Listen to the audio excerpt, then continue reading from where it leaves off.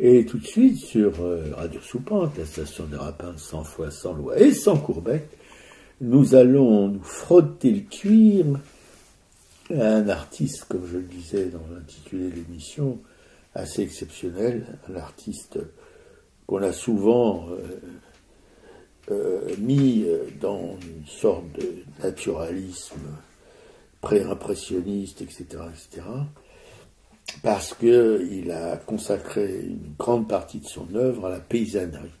Ce qui était pas... c'est une époque où les artistes, justement naturalistes, étaient assez, comment dirais-je, aimés, connus et exposés. Mais Millet, curieusement, même de son vivant, n'a eu du succès qu'à la fin de sa vie, à la fin de sa carrière. Il a longtemps vécu dans une relative pauvreté, voilà, avec sa femme et ses 4 ou 5 enfants, à Barbizon. Ouais, alors soit t'es retombé sur ce livre d'expo et t'es allé voir ses œuvres à Lille, c'est ça, au musée des Beaux-Arts de Lille. Alors c'est vrai qu'on a déjà pas mal parlé de François Millet, je crois au moins à 2 reprises, parce qu'on a eu toute cette époque où on était passionné par la peinture naturaliste. D'ailleurs, on précise qu'à Orsay, on peut voir pas mal d'œuvres de Millet au rez-de-chaussée, là, dans les traverses qui sont à gauche quand on rentre dans le musée. Donc c'est toujours sympa de retrouver ces œuvres-là. Alors que la plupart de ses œuvres, la grande partie de ses œuvres est aux États-Unis. Parce qu'il a eu, aux États-Unis, c'était un peintre qui est vraiment aimé, connu. Il est dans beaucoup de musées aux États-Unis, dont le MoMA, bien sûr. Voilà. Les Américains ont reconnu en Millet un grand peintre bien avant les Français. Ouais. Alors voilà, donc on va parler un peu de Millet, ça va faire du bien, puis on replongera après dans l'actu des expos, probablement à partir de la semaine prochaine, quoi. Alors Jean-François Millet, lui, il est né le 4 octobre 1814 et il est mort en 1875. Alors on insiste sur la prononciation Millet et non pas Millet, comme on a souvent tendance à le dire. C'est sa grand-mère en fait qui insistait là-dessus, quoi. Donc Millet, c'est un artiste peintre qu'on a dit, oui, il est réaliste, il a fait du pastel, il est graveur, il est dessinateur, et il est né à Gruchy. Gruchy, c'est un petit hameau qui est situé à la pointe nord du Cotentin. Et un coin totalement isolé, qui était inaccessible à l'époque aux voitures et aux diligences. Moi, j'ai eu la chance d'aller voir sa maison natale quand j'ai passé une semaine avec mes copines Clo-Clo et Lolo, justement, à Barneville. Et là, on est allé visiter ce petit coin de paradis. C'est vrai que le lieu est absolument magnifique. On sort de sa maison, on marche un petit peu, on est sur le sentier côtier avec des vues très belles sur la mer, sur les collines. Enfin, c'est vraiment extraordinairement beau. Et tout le village est beau, très fleuri, enfin, un petit coin de paradis. Alors Millet, c'est l'aîné d'une famille nombreuse de paysans qui sont aisés, cultivés, qui avaient le goût de la lecture. Il passe une enfance campagnarde entre l'école, l'église, les travaux des champs. Il reçoit une solide éducation et il dévore les livres de la bibliothèque familiale comme Fénelon, Bossuet, Hugo, la Bible, et il lit dans le texte des auteurs latins, Saint-Augustin et Virgile. Quand il a 20 ans, il découvre Homère, Shakespeare, Byron, Scott, le Faust de Goethe et Chateaubriand. Et il découvre aussi la mythologie grecque et romaine et il lit des traités de médecine et de physique. Donc il est doué en dessin et il est envoyé à Cherbourg par son père pour apprendre le métier de peintre. Et c'est au musée Thomas-Henry de Cherbourg qu'il découvre ses premières œuvres d'art. Donc il va voir des dessins de Caravage, des tableaux de Murillo, de Van Dyck. Et le conseil municipal de Cherbourg et le conseil général de la Manche vont lui octroyer une pension pour qu'il puisse continuer son apprentissage à Paris. Donc là, il visite le Louvre, il est fasciné par Fra Angelico, Poussin, Mantegna, Michel-Ange, et il fait son apprentissage chez Delaroche. Il se marie avec Marie Onneau, qui est fille d'un tailleur, qui a une santé fragile et qui va décéder 3 ans après. De la tuberculose. Il échoue au prix de Rome et il perd sa bourse. Donc il revient à Strasbourg et là il vit de portraits de quelques bourgeois, de peintures érotiques avant de s'installer à Barbizon qu'il va appeler sa tanière. Et en 1849, donc avec sa deuxième compagne qui s'appelle Catherine Lemaire, et là il s'expatrie donc à Barbizon pour fuir l'épidémie de choléra. Il séjourne au Havre, il rencontre Eugène Boudin à Paris, il se crée un cercle d'amis parmi les artistes, donc il y a Constant Troyon, Narciso Diaz, de la Peña, Honoré Daumier, Achille Deveria, Charles-Jacques, Théodore Rousseau, et il fait aussi connaissance d'Alfred Sancier. Alfred Sancier, c'est un employé du ministère de l'Intérieur qui, toute sa vie durant, restera son ami fidèle, son mécène, son agent. Et à Barbizon, donc, il y a un hameau de bûcheron et de laboureur. Il vit entre son atelier, son potager. Il élève ses 9 enfants. C'est 9 enfants. C'est 9 enfants. Il me semble bien que c'était un chiffre beaucoup plus important. Et il ne cesse de réfléchir aux liens qui unissent l'homme et la nature. Donc il consacre en général sa matinée à s'occuper de son jardin et l'après-midi seulement dédié à la peinture. Il est très proche de Théodore Rousseau et la petite tribu vit dans une certaine autarcie. Il fréquente peu les autres peintres, ils se mettent à porter des habits de paysans, ils mettent des sabots, même s'ils continuent à venir régulièrement à Paris pour voir les musées, le salon, les ventes. Et côté peinture, il se consacre désormais aux scènes campagnardes, comme on verra, on en parlera, les semeurs, les moissonneurs, les bêcheurs, les glaneuses, les faneuses, les bergères, tous ces tableaux qui vont assurer sa postérité. Et dans une de ses lettres, il invite un de ses biographes à, je cite, bien appuyer sur le rustique. En juin 1866, il accompagne sa femme en cure thermale et là, il séjourne dans le Bourbonnais et en Auvergne. Donc, il fera aussi de nombreux croquis et dessins préparatoires à de futurs tableaux qui vont orienter son œuvre vers le paysage. Un an plus tard, Théodore Rousseau meurt. Il est nommé membre d'honneur de la Société libre des beaux-arts de Bruxelles. Et en juin, il séjourne à nouveau dans le Bourbonnais, puis voyage en compagnie de Sancier en Suisse, dans les Vosges, et il fuit la guerre franco-russe, il se réfugie avec sa famille à Cherbourg. Ensuite, il retourne sur Barbizon et Paul Durand-Ruel devient son principal marchand, faisant connaître donc son œuvre à Londres, à Vienne, à Paris. Et donc, il meurt en 1875, il a 61 ans et il est enterré à côté de Théodore Rousseau dans le cimetière de Chailly-en-Bière. Et voilà, effectivement, on était allé à Barbizon et il y avait le musée aussi Théodore Rousseau à côté du musée Jean-François Millet, quoi. On a de très bons souvenirs de ce petit séjour, cette petite virée à Barbizon, où justement ce musée Millet était très très riche de gravures, de croquis. Et d'œuvres originales, c'était pas des copies. Alors c'est vrai que ce que tu disais, c'est que Millet a mis du temps à être connu et en dehors du musée d'Orsay et du musée de Cherbourg, effectivement, son œuvre est aux États-Unis et au Japon en fait. Ouais. Et il n'y avait jamais eu de grande rétrospective qui lui avait été consacrée en Occident depuis l'exposition de 75 au Grand Palais de Paris, quoi. Donc effectivement, cette incroyable postérité de Millet se mesure de façon plus inattendue donc aux États-Unis. Là, le peintre, dès le 19e siècle, est très populaire, il l'est encore aujourd'hui, et les relations de Millet avec l'Amérique, en fait, éclosent de son vivant, et c'est là qu'il a ses plus fervents admirateurs, ses collectionneurs, durant les 20 dernières années de son existence. Donc ce sont des Américains qui viennent même à Barbizon, qui partagent sa vie. Et d'ailleurs,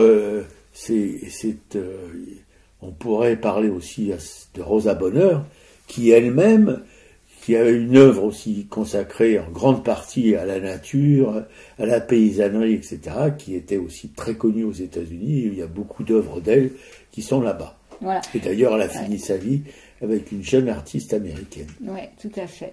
Anna Klumke. Ouais. Et effectivement, donc tous ces de retour aux États-Unis, donc tous ces Américains qui viennent le voir, quand ils retournent chez eux, ils vont incarner ce mouvement états-unien qui va s'inspirer de l'école de Barbizon et qui convertissent un peu un réalisme européen aux dimensions du monde américain. Et des peintres même comme Edward Hopper, des photographes réalistes comme Lewis Hine, Dorothy Lange, des cinéastes même comme Griffith, John Ford, les écrivains, des poètes vont reconnaître en Millet un maître et une source d'inspiration, quoi. Donc c'est très présent. Et voilà, les œuvres du peintre français servent de modèle donc à cette expression engagée sur le monde du travail dans les fermes et donc dans les usines des États-Unis d'Amérique. Et après, on verra que celui qui a aussi pris pour maître Millet, c'est Vincent van Gogh. Quoi. Vincent van Gogh, et même très curieux parce que Dali lui-même était vraiment comment dire, une groupie fanatique de Millet, quoi. Ça allait jusque-là. C'est pas simplement une passade, mais c'était vraiment une passion pour ce peintre. De la part de Dali, c'est assez inexplicable, parce que on peut pas dire qu'il était très près de la nature.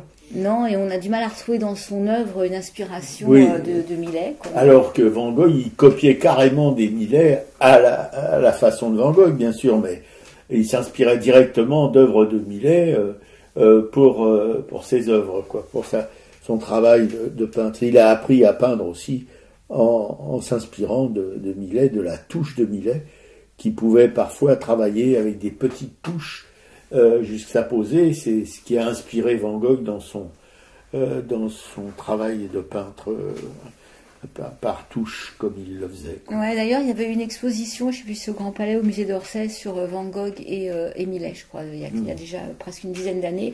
Effectivement, donc Van Gogh considérait son aîné comme son père spirituel, et donc c'est dans les lettres à Théo que Vincent exprime le mieux sa passion sans borne pour Millet.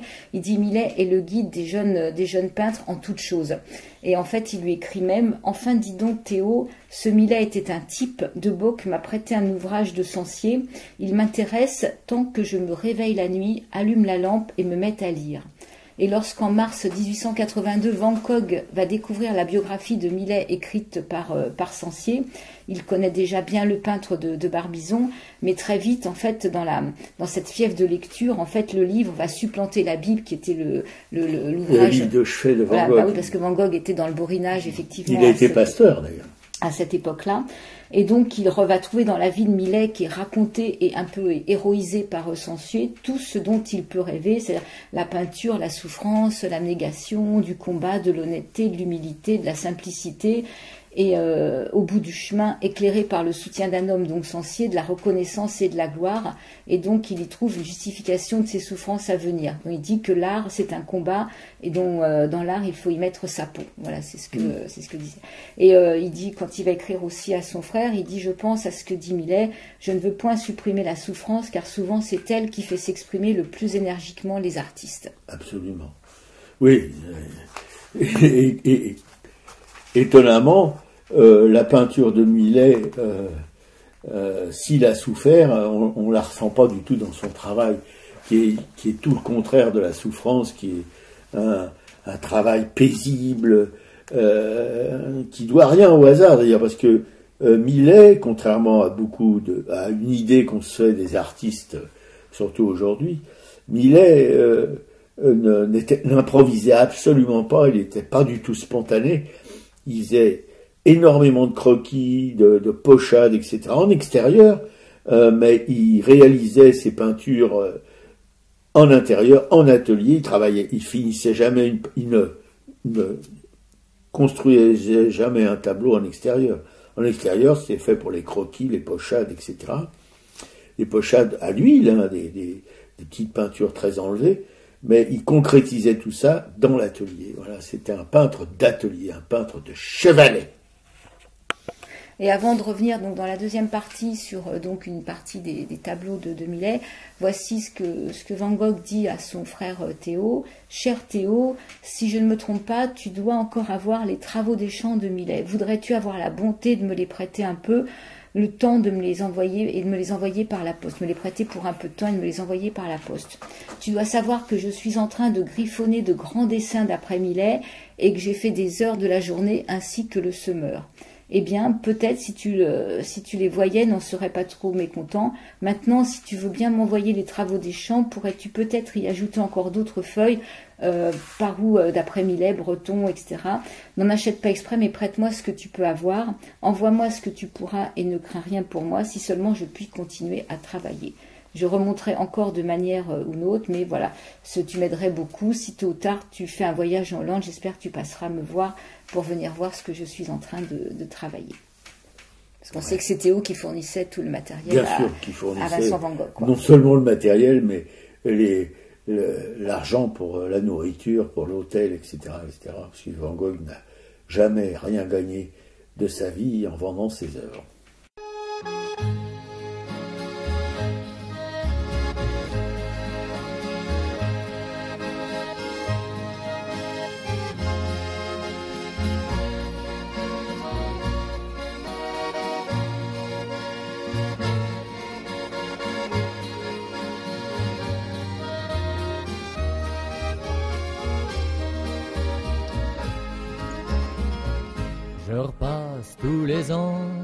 quasiment dans les mêmes parages,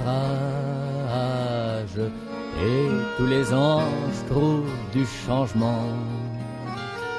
De dessus mon passage, à tous les coups c'est pas le même chien qui gueule à mes chausses. Et puis voyons si je me souviens, voyons dans ce coin de Beauce, il y avait dans le temps un bio grand chemin. Cheminot, cheminot, chemine, à cette heure n'est pas plus grand que ma main. Par où donc je cheminerai demain? En Beauce, vous les connaissez pas, pour que rien ne se perde. Mangerin, on ne sait quoi ces gars-là, ils mangeraient de la merde. Le chemin c'était à leur juger la bonne terre perdue. À chaque labour ils l'ont mangé d'un sillon de charrue. Il y avait dans le temps un bio grand chemin. Cheminot, cheminot, chemine, à cette heure n'est pas plus grand que ma main. Par où donc je cheminerai demain?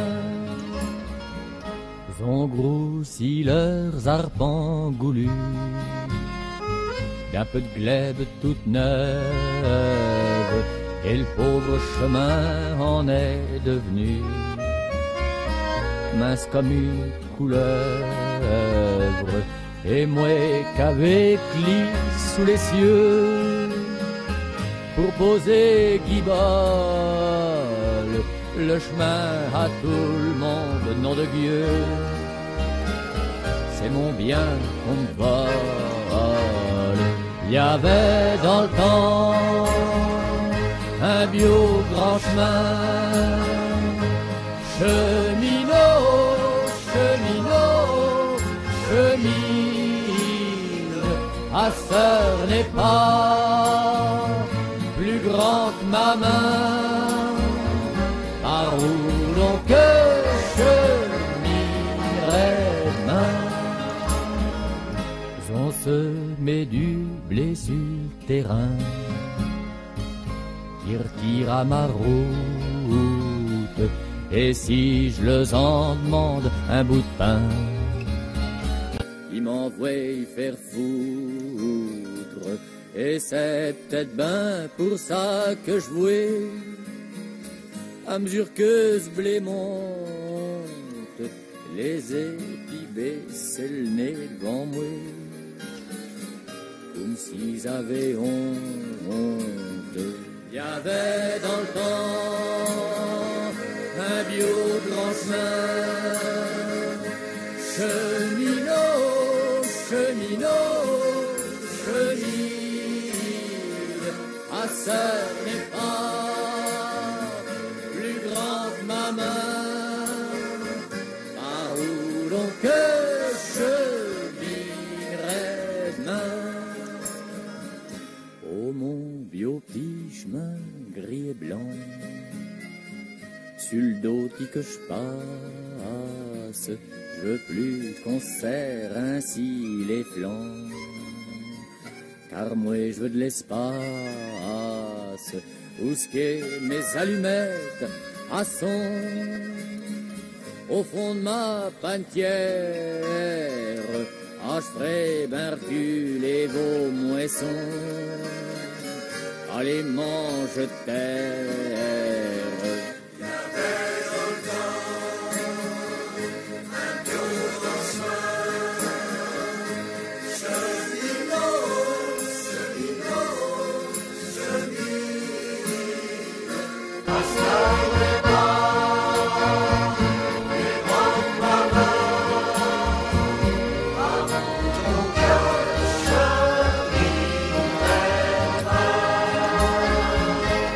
avait dans le temps un bio grand chemin. Cheminot, cheminot, chemine, ma sœur n'est pas plus grande que ma main, pourrais bien l'élargir demain. Les Manches de terre interprétés par Pierron, c'est de Gaston Coutet, texte de Gaston Coutet. Bien, et je peux commenter quelques œuvres emblématiques de Millet, comme l'église de Gréville. Voilà, c'est une pièce magnifique. Cette église campagnarde, on la croirait faite en terre, sortie de terre presque comme une excroissance, voilà, qui est massive, mais en même temps légère, gracile. C'est curieux, c'est paradoxe, mais c'est vraiment ça, voilà. Avec une palette, une chromatique tout à fait particulière dans les bruns, les ocres, les verts, les roses, les bleus, enfin, voilà, c'est exactement, c'est presque une synthèse de la peinture de Millet. Voilà. Dans toutes ses œuvres, on retrouvera ces couleurs et cette espèce d'immobilité, parce que voilà, il saisissait une scène, mais il n'y a rien qui fait bouger, si vous voulez, ces œuvres. Voilà, c'est là, c'est posé, comme si les moutons dans un paysage avec d'énormes paillés, si les moutons étaient des moutons qu'on avait posés là, et puis ils bougent pas les moutons, voilà, t'es en bonne place dans la composition, c'est pas la peine d'aller t'égarer ailleurs. C'est aussi immobile que les meules de foin qu'il y a dans le pas le lointain vraiment, mais qu'il y a en arrière-plan. Tout dans cette peinture de Millet est comme au repos, voilà. C'est pas, il n'y a pas de mouvement, ça bouge pas, voilà. Un symbole encore, les glaneuses par exemple, qui sont là. Il y a 3 femmes, 2 penchées, et chacune des 3 femmes a un mouvement différent. Il y en a une à l'extrême gauche qui est debout, presque debout, un peu penchée, et qui est qui tient dans ses mains quelques épis, qui doit probablement essayer de les réunir pour en faire une petite botte. Il y en a une autre qui ramasse des épis, qui tient dans sa main gauche, elle ramasse de la main droite, et une autre encore, celle qui est à l'extrême gauche, qui tient une main dans le dos avec des épis dans la main. Voilà, il y a comment dire, une geste qui montre comment on glane. Voilà, en quelque sorte, c'est un petit manuel de glane, alors que dans l'arrière-plan, on voit des paysans qui chargent des chariots de paille. Voilà, et avec tout un arrière-plan de moissonneurs, avec un petit cavalier en fond à droite qui doit être le métayer qui surveille un peu tout ce petit monde. Voilà, mais en même temps, c'est quand même vaste. Il y a un premier plan fixe et derrière, c'est le monde qui s'ouvre, le monde des champs, voilà, avec tout ce que ça peut comporter en activité campagnarde, quoi. Là, c'est la saison de la paille, c'est là qu'on coupe la paille pour le blé, etc., ou l'avoine ou l'orge, qu'on va après battre au fléau pour en extraire les grains. On pourrait presque sentir l'odeur du travail parce que la paille a une odeur quand on la coupe, etc., avec un petit vent qui vous amène ces effluves. Et là on ressent tout ça. Je suis pas étonné que des gens soient, mais où je suis étonné, c'est que ça soit aux États-Unis, que des gens aient respiré l'air de la campagne française en regardant le travail de Millet. Voilà, il a atteint l'universel. Voilà. Il y a bien sûr beaucoup de... Il y a cette porteuse de bois, un énorme fagot sur le dos, une femme, on sent, c'est pesant, on sent que c'est pas facile à trimballer. Il y en a deux autres d'ailleurs en arrière-plan qui sont dans la même souffrance physique, parce que les femmes à la campagne, elles faisaient. Moi j'ai connu ça quand j'étais enfant. J'ai connu ça des femmes qui travaillaient comme les hommes, et parfois plus que les hommes, puisque non seulement elles travaillaient au champ, mais elles préparaient les repas, etc., etc. Voilà, c'est les femmes à la campagne, elles ont une place quand même prépondérante dans l'organisation de la vie des champs. Voilà. Il y a aussi cette espèce de personnage masculin qu'on voit à plusieurs reprises. On le voit avec sa femme et son enfant, en train de s'appuyer sur une bêche, mais on le voit aussi travailler la terre avec cette bêche. Et c'est comment dirais-je, une peinture qui a été reprise par des artistes américains en dessin et même en peinture. C'est ça, ce personnage avec son espèce de comment, je sais pas comment, si c'est pas un sarcloir, mais une bêche énorme, parce que à ce moment-là les outils étaient forgés au village ou à la petite ville la plus proche, et c'était fait pour durer. C'était pas des trucs des outils de supermarché, voilà, des outils de bricolage où on donne, ou alors les pelles américaines contrefaites qui se plient à la moindre action en contact avec la terre. Non, là il y avait des manches énormes. Il fallait vraiment être costaud pour travailler avec ces outils-là. C'était pas vraiment des outils d'une légèreté, d'une grâce incomparable. Voilà.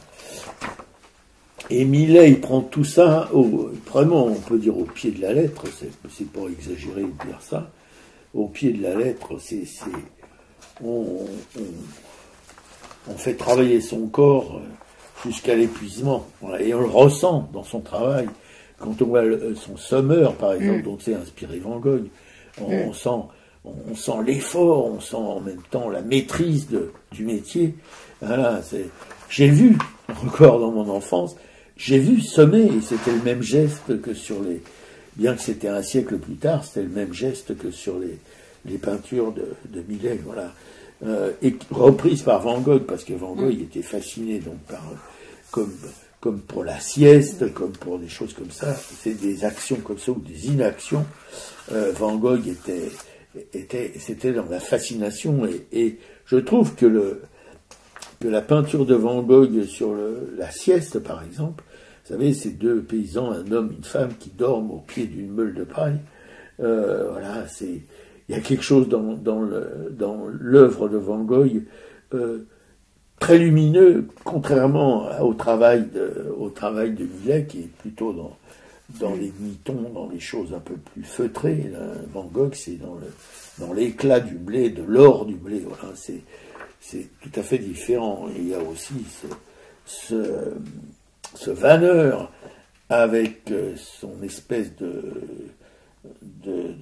d'outil en paille pour vanner, qui a d'ailleurs permis à Millet pour la première fois d'être reconnu par ses pairs.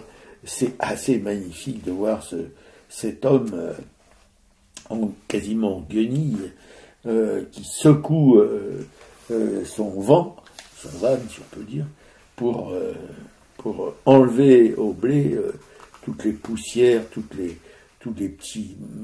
les choses qui gênent, si vous voulez, la moisson. Voilà.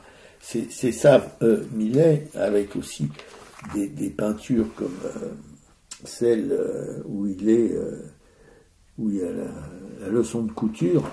Voilà, où ça vient d'un seul coup d'une délicatesse inouïe. C'est presque une peinture de du Quattrocento, mais même avant le Quattrocento, des peintures de primitifs italiens, voilà.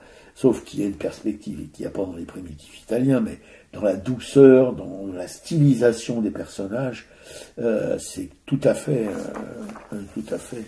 merveilleux, voilà. Comme la Béquet, où une femme donne justement la Béquet à des tout petits enfants qui sont assis sur le seuil d'une porte de ferme. Voilà.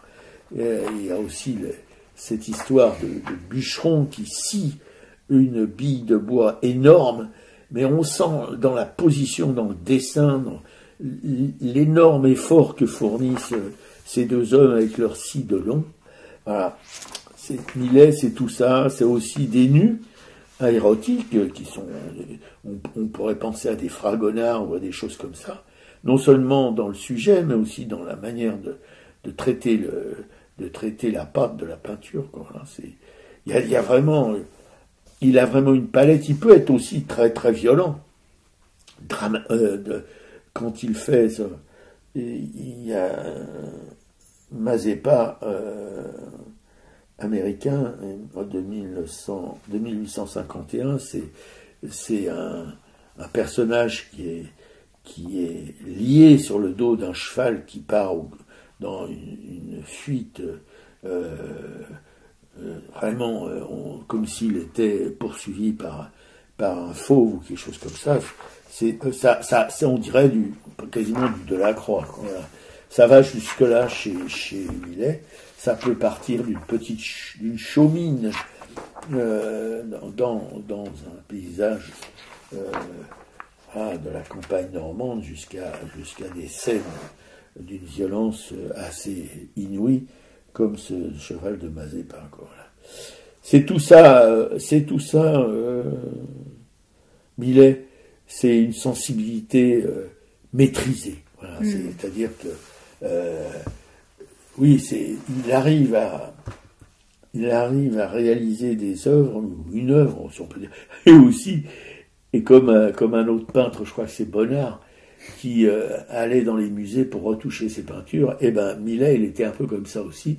Il demandait aux gens qui avaient acheté de ses œuvres, quand c'était nécessaire, de pouvoir les retoucher, de voir si elles étaient toujours aussi intéressantes. Voilà. C'est quand même des gens qui avaient un respect du travail, un respect des codes qui existaient à ce moment-là. Ils n'improvisaient pas du tout. Voilà. Mais sans improviser, on n'a pas une impression de choses qui sont fixées définitivement, qui sont rigides, qui sont... Voilà, ça reste quand même... Il y a de l'air qui circule autour, voilà.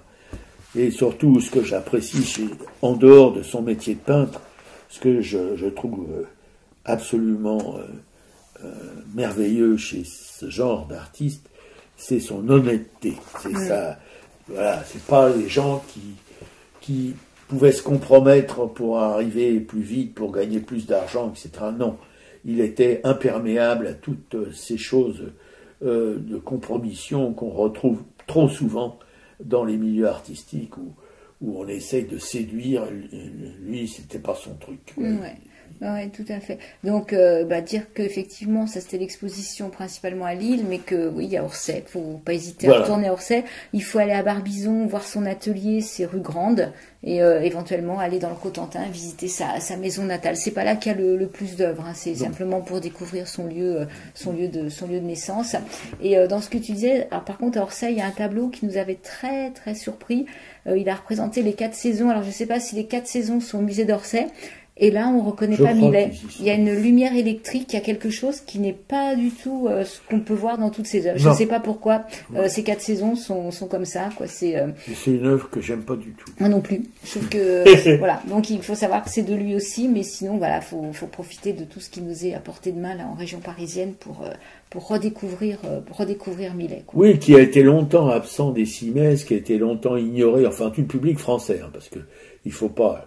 Aux États-Unis ou au Japon, Millet était reconnu, beaucoup exposé, etc., etc. Alors qu'en France, En Europe, même d'une manière générale, il était complètement ignoré, voilà, pendant longtemps. C'est un peu comme des artistes, un peu comme Caravage, qui pendant 3 siècles a été interdit de Simèse dans toute l'Europe, et puis qui a été redécouvert au 19e siècle, voilà, au 19 ou au 20e, je sais pas. Je sais plus. Ou même comme Gustave Moreau, qui en fait a été redécouvert par les surréalistes. Ah oui, c'est ça, oui. Donc les artistes, enfin certains artistes, et souvent des très très bons, passent par un enfer, on dit, ça dit comme un enfer d'ailleurs, et ça peut durer plusieurs siècles, voilà, avant d'être découvert par d'autres artistes. Paysans dont la simple histoire chante en nos cœurs et nos cerveaux l'exquise douceur de la Loire et la bonté des vins nouveaux. Paysans dont la simple histoire chante en nos cœurs et nos cerveaux l'exquise douceur de la Loire et la bonté des vins nouveaux. Allons-nous, esclaves placides, dans un sillon où le sang lui rester à piétiner au bruit des Marseillaises fratricides. En route, allons les gars, jetons nos vieux sabots, marchons, marchons, en des sillons plus larges et plus beaux.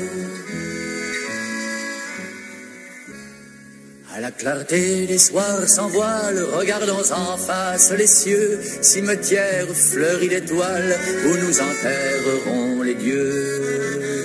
À la clarté des soirs sans voile, regardons en face les cieux, cimetière fleuri d'étoiles, où nous enterrerons les dieux.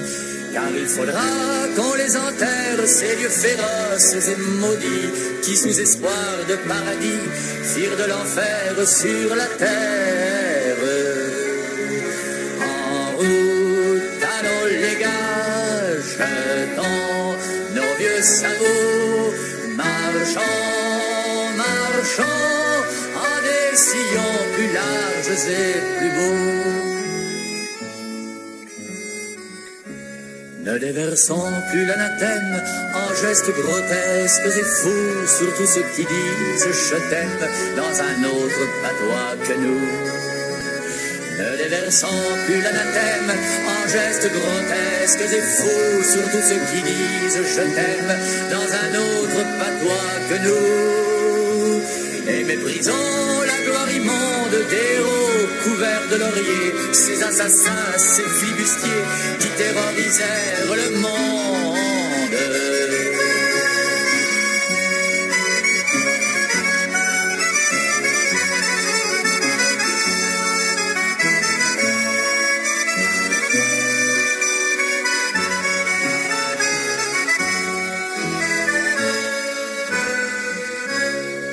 Morales hypocrites dans les barrières chaque jour, dans le sentier des marguerites, arrête les pas de l'amour.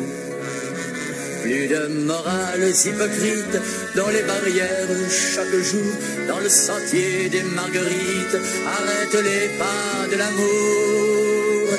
Et que la fille mère quitte ce maintien de honte et de deuil pour étaler avec orgueil son ventre où l'avenir palpite.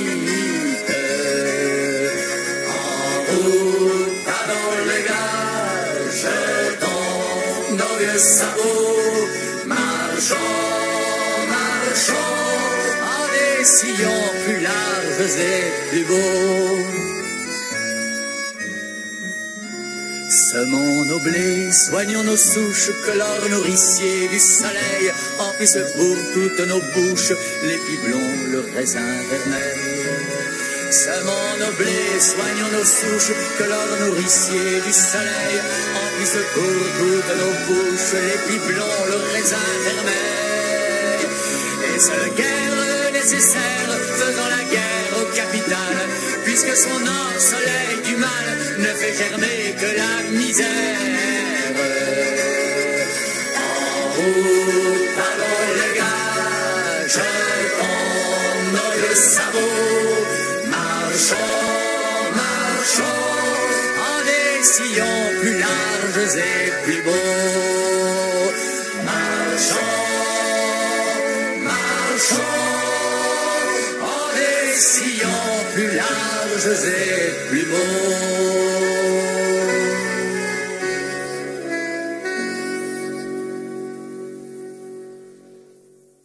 La paysanne, interprétée toujours par Pierron sur un texte de Gaston Coutet.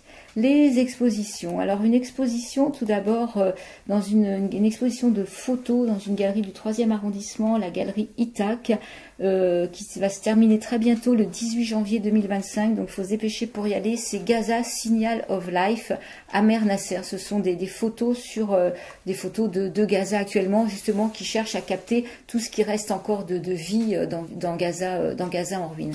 Moi j'ai vu, c'est par le média Orient 21 là, qui publie ses newsletters, et en fait samedi il y avait une conférence dans cette galerie, et donc il y avait quelques photos. J'ai mis le lien sur le blog pour au moins avoir un aperçu. Il y a un peu comme un dossier de presse, quoi, des informations sur cette expo pour voir une partie des photos.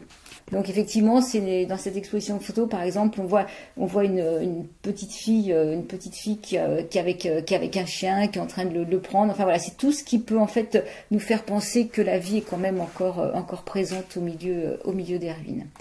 Donc sinon, les autres expositions, José de Ribera au Petit Palais jusqu'au 23 février, on vous la recommande vraiment, vraiment, vraiment.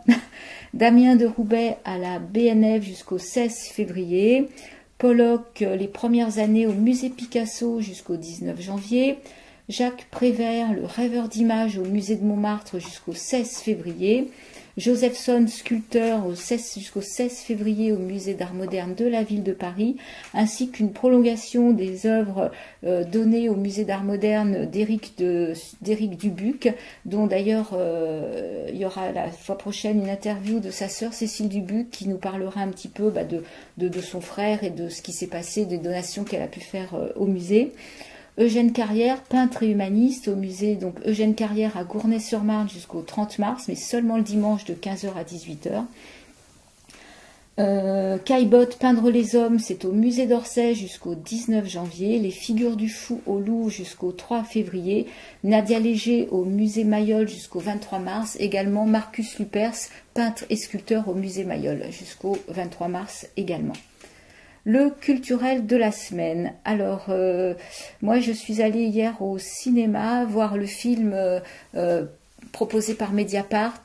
Personne n'y comprend rien. C'est un documentaire qui va retracer toute l'enquête de Mediapart depuis les années 2011, enfin même qui revient même avant, quand il y avait encore les premiers financements par Balladur, avec les rétrocommissions qui n'ont pas été versées, l'attentat qu'il y avait eu à Karachi contre des technocrates, enfin des ingénieurs français.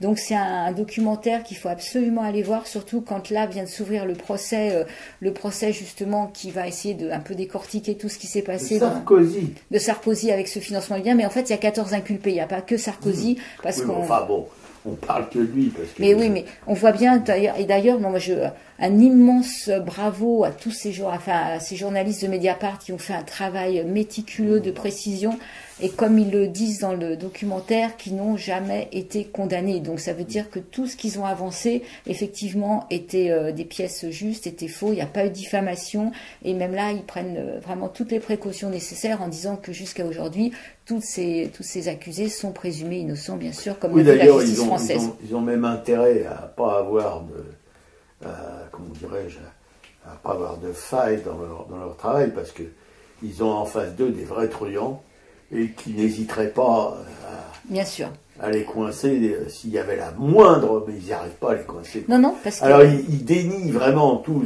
ce dont on les accuse, c'est pas vrai et tout ça, mais sans aucune preuve. Voilà, mais en fait, c'est vrai qu'il y a une certaine nausée quand même quand on revoit des extraits de Sarkozy qui prend à témoin la télévision publique en disant que c'est une honte, c'est un scandale de pouvoir porter de telles accusations, qu'on n'a jamais retrouvé de virement.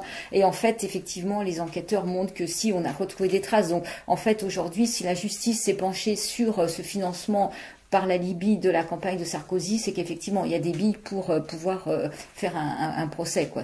Oui, parce que la magistrature, elle s'engage pas comme ça sur des on-dit. Et d'ailleurs, on voit comment justement tous ces hommes traitent la magistrature, quoi. C'est vraiment, ils se moquent en fait de ces magistrats. Enfin, Mais c'est assez ridicule parce que en traitant les magistrats comme ils les traitent, ils s'en font pas des potes, quoi, tu vois.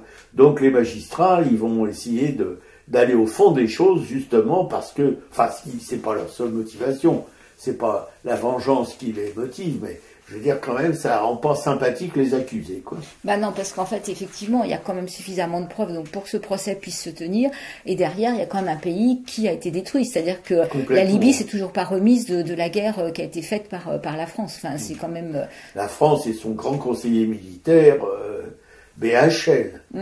Et donc on voit effectivement aussi tous ces Claude Guéant, Hortefeux qui assènent des mensonges, mais les journalistes justement de Mediapart derrière apportent la contradiction, comme Claude Guéant qui disait que il avait vendu pour 400 000 € 2 tableaux flamands, qui expliquait ce virement qui coûtait en réalité 40 000 balles. Voilà, et en fait ils n'ont même pas trouvé de preuve que Claude Guéant possédait ces tableaux flamands, quoi. Donc voilà, c'est une bonne piqûre de rappel sur ce qu'est ce monde politique, et pour se permettre aussi de suivre un peu le procès qui commence. Donc bravo aux journalistes et à Mediapart. Oui, Mediapart. D'ailleurs, moi j'avais vu un des acteurs dont tu parles là. Un des journalistes là. Il y a eu une émission sur BFM TV, la plus pourrie comme radio, comme télé, ça n'existe pas. C'est à peu près la même que CNews, ou des choses comme ça. Et alors, il y avait justement un des journalistes de Mediapart, dont tu as vu le film, et un journaliste du Figaro, avec au milieu un Gugus qui s'appelle Duhamel, qui est un journaliste, un histrion, quoi. Comment dirais-je, c'est la tête de Turc favorite de Mélenchon, tu vois, qui le traite de tous les noms et tout, Mélenchon, bref, enfin. Et alors, évidemment, le journaliste de Mediapart affirmait des choses, etc., ça avec des preuves et tout, et en face, t'avais le journaliste du Figaro, qui savait pas comment attaquer, etc. Et au milieu, le Duhamel, là, qui lui aussi faisait des bulles, quoi, parce qu'ils essayaient toujours de minimiser ou de comment dirais-je, de mettre de côté les propos du journaliste de Mediapart, mais bon, pas de peau. Mais on voit bien dans le doc qu'à un moment, il y a quand même des soutiens, il y a Rachida Dati qui prend parti pour Sarkozy, enfin voilà, tout le monde s'offusque de ce qu'on lui reproche, quoi. Donc ça, c'est une affaire à suivre. Sinon aussi... que Dati, elle a tellement de casseroles au cul aussi. Alors sinon, on a vu un téléfilm dont j'ai mis le lien aussi sur le blog, sur la lutte des pennes sardines, ces ouvrières qui travaillent dans les usines de sardines justement à Douarnenez, comment elles vont se révolter. En fait, il y avait eu 2 grèves de pennes sardines. En 1905, il y avait eu une première grève des femmes, parce que ce sont des femmes, qui avaient obtenu d'être payées à l'heure et non plus à la pièce. Et là, elles se remettent en grève parce que leurs conditions de travail sont quasi impossibles. Et donc, il y a un téléfilm qui nous fait vivre un peu cette deuxième grève des femmes, quoi. Oui, ça se passe en même temps à Douarnenez. À Douarnenez. Ah oui, c'est pas elle qui se passe à Fécamp. Non, ça se passe, c'est à Douarnenez qu'il y a eu ces grèves des femmes pennes sardines. Il y a un livre qui est sorti, justement édité par Libertalia, une belle grève des femmes qui parle de cette grève des pennes sardines. Mais là, le téléfilm est vraiment bien fait. Ah, magnifique. On verse des grosses larmes. Et moi, j'ai lu un livre qui s'appelle Momo. C'est un livre de Michael Ende. Alors, c'est un livre qui a déjà quelques années que j'ai lu. C'est un livre qui est plutôt un livre pour préadolescents, je vais dire, mais qui justement se lit très bien. Et c'est l'histoire d'une petite orpheline vagabonde qui vit dans les ruines d'un amphithéâtre et qui a cette faculté d'être à l'écoute du monde. Donc les gens viennent la voir, les gens du village, enfin de la ville dans laquelle elle s'est installée. Elle est un peu en dehors de la ville.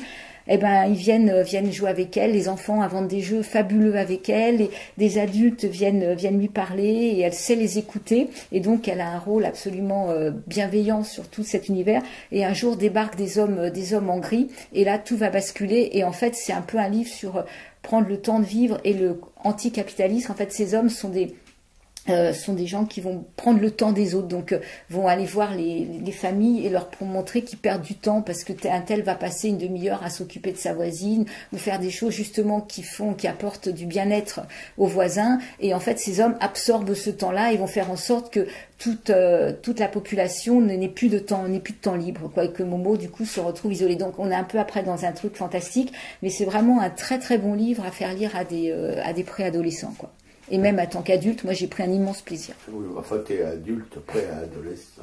Et tout de suite, sur Radio Soupente, la station des Rapins sans foi, sans loi et sans courbette, l'émission à racaille, nous passons au salut à nos amanches. Claude et André de la Nation, Claude et William, nos potes de Brest, Jean-Paul Souvraz, notre pote de Coup de Kerbranche dans la banlieue de Dunkerque, un immense peintre. Enfin, on aime le peintre et on aime le personnage aussi, qui n'est pas du tout ordinaire. Claudine, une copine à ma camarade Piquet-Cou, qui partage avec ma camarade Piquet-Cou un intérêt majeur pour la chose artistique, l'exposition, etc., etc., qui se balade aussi, comme nous on le faisait, un peu partout en France, pour voir des expos. Corinne, Anne-Emmanuel et Frédéric, trois copains, copines, qui font dans la barbouille, et une qui fait dans la tapisserie, c'est Corinne. Anne-Emmanuel est peintre et Frédéric aussi. Juliette Planck, une graveuse en relégation à Rochefort-sur-Mer, mais une grande, une bonne, et aussi qui peut vous recevoir dans des ateliers un peu payants quand même. Voilà, et qui participe aussi à une émission sur Radio Bigaille. Aime bien Radio Bigaille. Sophie Filoutrex-Brageux, une Versaillaise. En général, les Versaillais sont pas vraiment des gens qu'on fréquente, mais elle est une exception. Elle n'a que la résidence versaillaise, mais pas franchement le profil. On la fréquenterait pour... Elle nous a envoyé de très belles cartes de vœux en plus. Oui, en plus. Oui. Merci. On est gâtés quand même. Merci, Mme Viloutrex-Brageux. Clément, qui grave sur tout ce qui bouge, le Van Gogh de la taille d'épargne. Très cher, Clément.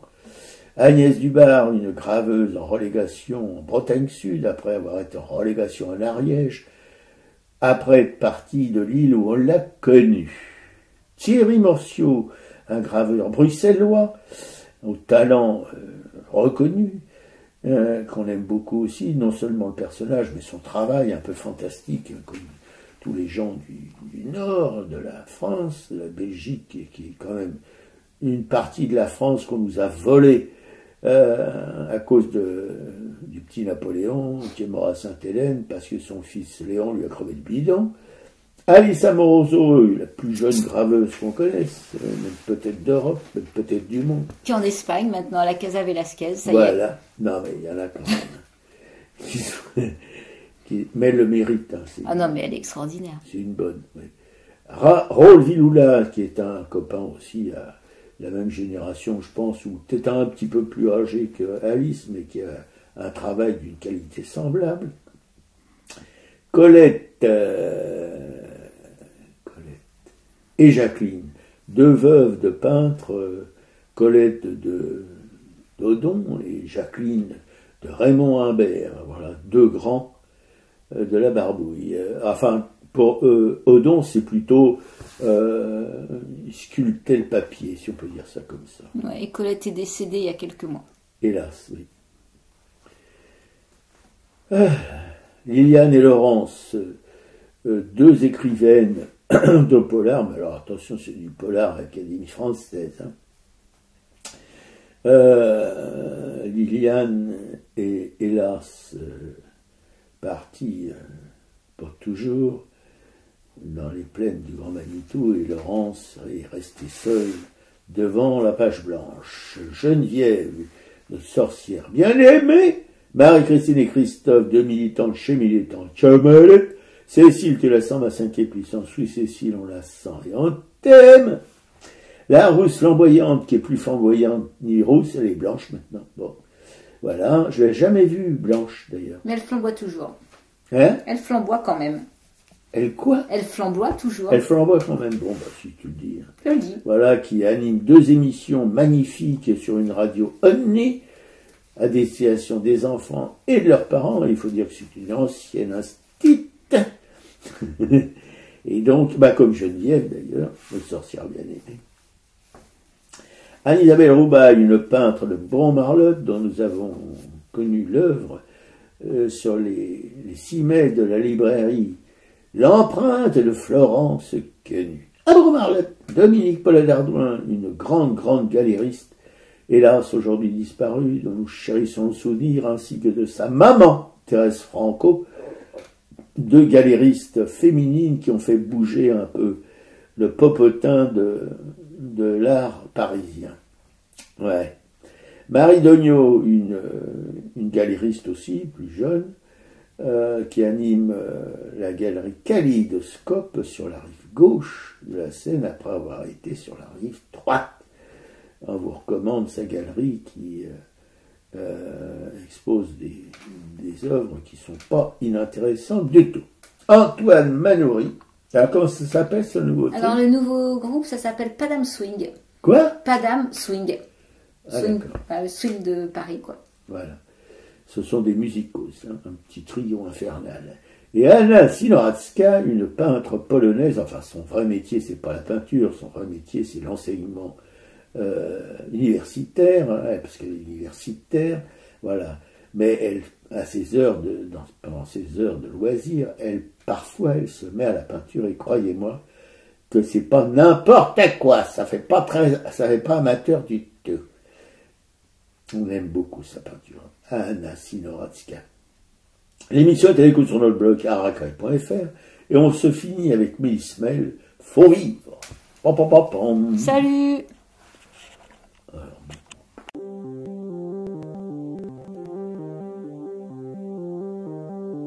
Malgré l'écran suet une néant, c'est pour mieux nous manger enfants et les silences et les boucans.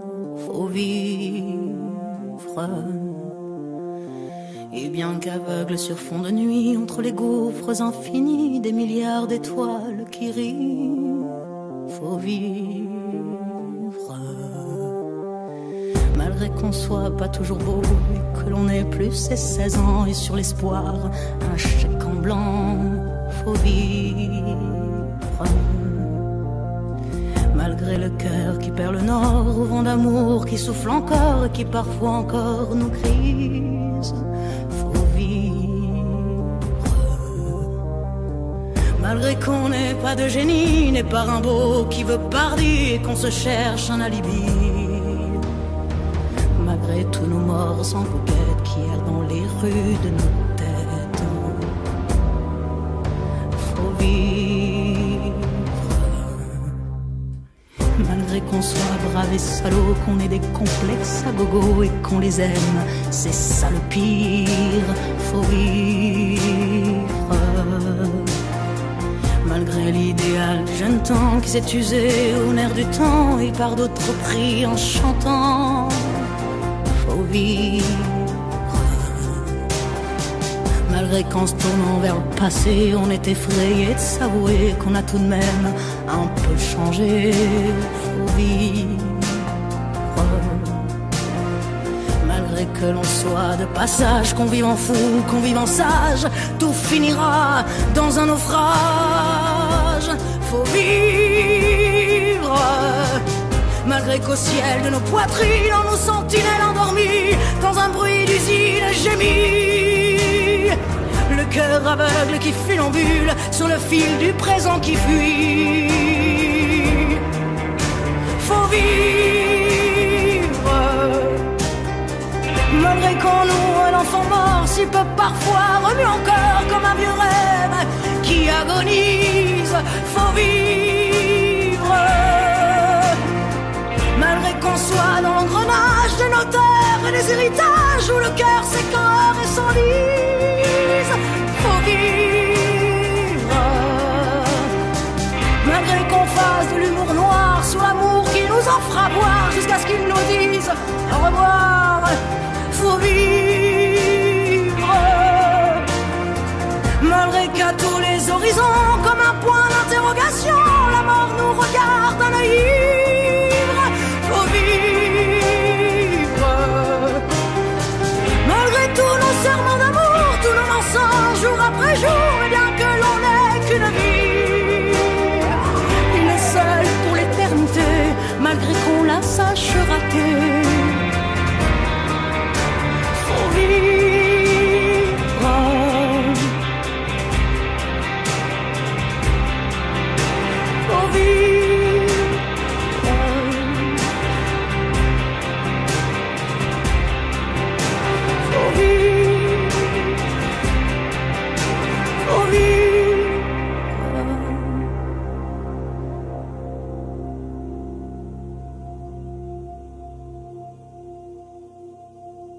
faut vivre.